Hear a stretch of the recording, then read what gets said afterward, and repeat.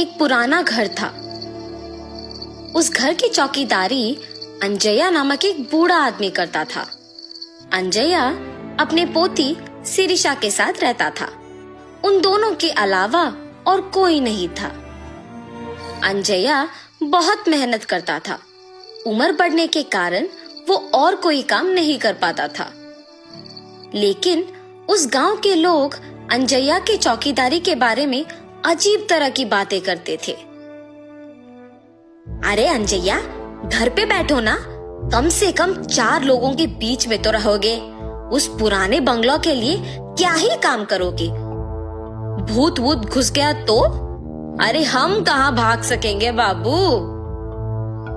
ऐसे उसे सारे गांव वाले बहुत बुरा कहते थे। इतना ही नहीं, अंजया की पोती के साथ कोई नहीं खेलता था। आज तुम पाठशाला क्यों नहीं आई पूजा?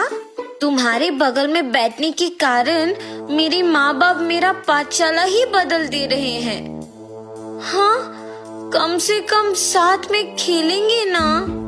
बाप रे, माँ मार ही डालेगी मुझे। ऐसे अपमानों के साथ ही अंजया और शिरीषा कई साल बताते हैं। एक दिन जब अंजया अपमान सहन ना करने के वजह से रो रहा था, उसे बंगलो के अंदर से पायल की आवाज सुनाई देता है। अचानक उसे ऐसी आवाजें सुनाई देने पर तुरंत उठ के बंगलो की ओर देखता है। वो पायल की आवाज और कदम उसके ही ओर बढ़ते हुए सुन के कांपने लगता है। कांपते हुए अंजया को एक लड़की का आवाज सुनाई देता है। अंजया, मैं इसी घर का मालकिन गोपी लीला हूँ। इतने साल मेरे घर की देखभाल करने के लिए धन्यवाद। मुझे पता है कि तुम इस घर की चौकीदारी करने के लिए कितने अपमान सह रहे हो। माता, क्या आप सच कह रहे हो? लेकिन मुझे सिर्फ आपका आवाज सुनाई दे रहा है। आप दिख नहीं रहे हो। आप क्या भूत हैं? क्या आप मुझे मार देंगे? अंजया, नीचे तो देखो। ऐसे उस आत्मा के कहने पर जब वो नीचे देखता है तो सिर्फ उनके पैर दिखते हैं। वो पैर दिखने में बहुत ही सुंदर थे और पायल से सजे हुए थे, मगर सिर्फ उनके पैर दिखने के कारण अंजया दंग रह जाता है।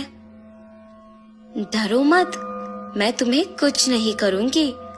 अच्छे लोगों को अच्छा करूंगी और बुरे वालों को सबक सिखाऊंगी। तुम दुखी हो, इसीलिए तुम्हारी मदद करने आई हूँ। उसकी बातें सुनकर डर के मारे अंजया कहता है, माता, पहले से ही गांव में सारे लोग यही सोच रहे हैं कि हम में भूत घुसा है। लगता है कि आप वो बात सच करने वाली है। हमें आपकी सहायता की कोई जरूरत नहीं है। कृपया मुझे छोड़ दीजिए। ये कह के रोता है। जब वो आत्मा कहती है, ठीक है, मैं अपने पायल यहीं पे छोड़ रही हूँ। ये अपने पोती को बांधो, सब अच्छा ही होगा। मेरे घर के लिए तुमने आज तक इतना काम किया है, उसके लिए बस ये एक छोटा सा तोहफा समझो। ये पायल बांध के जो भी मांगोगे वो पूरा हो जाएगा। भूलना मत। अपने पोती के साथ अब से खुश रहोगे। अब से यहाँ आके काम करने की जरूरत नहीं पड़ेगी तुम्हें। ऐसे उन पायल को वहां छोड़ के गायब हो जाती है।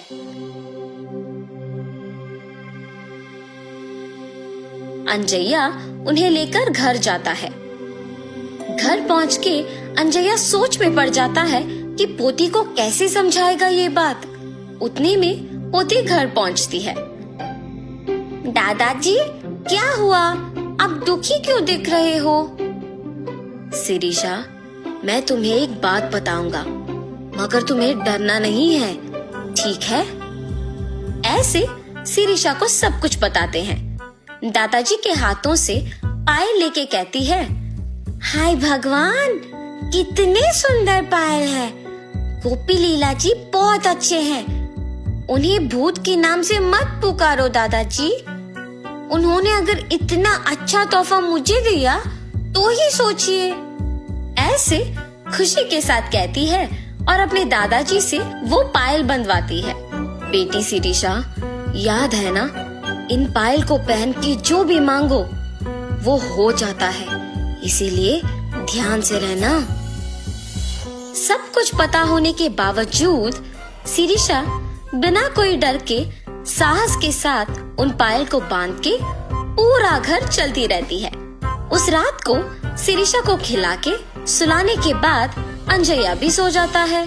शिरीषा पायल के सहारे उड़ते हुए नीचे का सारा धरती पूरा सुंदर दिखते हुए, उसके ही साथ सारे पक्षी उड़ते हुए बादल के बीच में से हंसते हुए खेलते हुए दिखाई देता है।